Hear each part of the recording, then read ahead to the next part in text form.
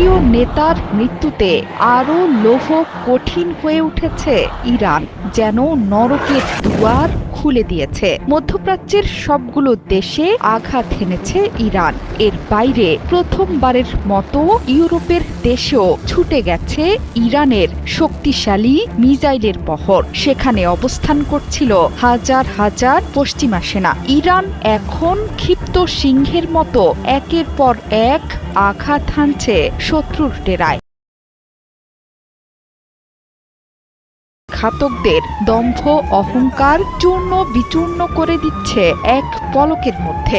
Iran জুড়ে চলছে শোকের মাতম। প্রিয় নেতাকে হারিয়েও থেমে নেই আয়াতুল্লাহ আলী বাহিনীর আইআরজিসি বাহিনী। সাইপ্রাসে দুটো মিসাইল নিক্ষেপ করেছে তেহরান। এর বাইরে দিনভর মিসাইল ড্রোনে উত্তপ্ত হয়ে উঠেছে মধ্যপ্রাচ্যের প্রায় সবগুলো দেশ। মিসাইলের আগুনে পুড়িয়েছে তেলবাহী ট্যাঙ্কার এবং যুদ্ধজাহাজ।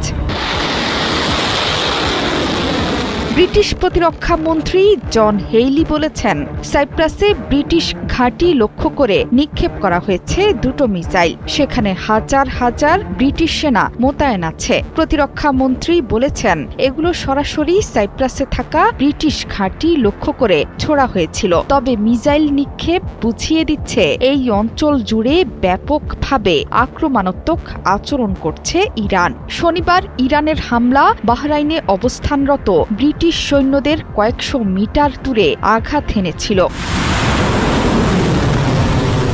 বর্তমানে বন্ধ আছে ইরানের নিয়ন্ত্রণে থাকা সবচেয়ে গুরুত্বপূর্ণ জলপথ হরমুজ প্রণালী। ভারত মহাসাগর দিয়ে জ্বালানি নিয়ে যাওয়ার সময়ে স্কাইলাইট নামে একটি তেলবাহী ট্যাঙ্কারে হামলা হয়েছে। পালাউইয়ের পতাকাবাহী ওই জাহাজ লক্ষ্য করে আক্রমণ চালায় তেহরান। হামলায় আহত হয়েছে 4 জন। ওমান জানিয়েছে দেশটির দুকম বন্দরেও আঘাত হেনেছে দুটো ড্রোন।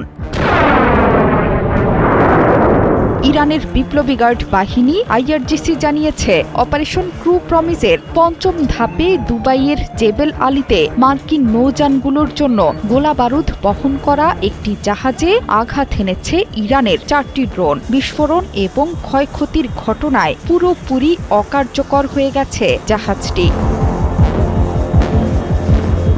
এছাড়া কুয়েতের আবদুল্লাহ মোবারক এলাকায় মার্কিন নৌঘাঁটিতে 4টি ব্যালিস্টিক মিসাইল এবং 12টি ড্রোন আঘাত হেনেছে। ধ্বংস হয়ে গেছে সেখানকার সব স্থাপনা। সেখানে মার্কিন বাহিনীর বিপুল সৈন্য হতাহতের খবর দিয়েছে তেহরান।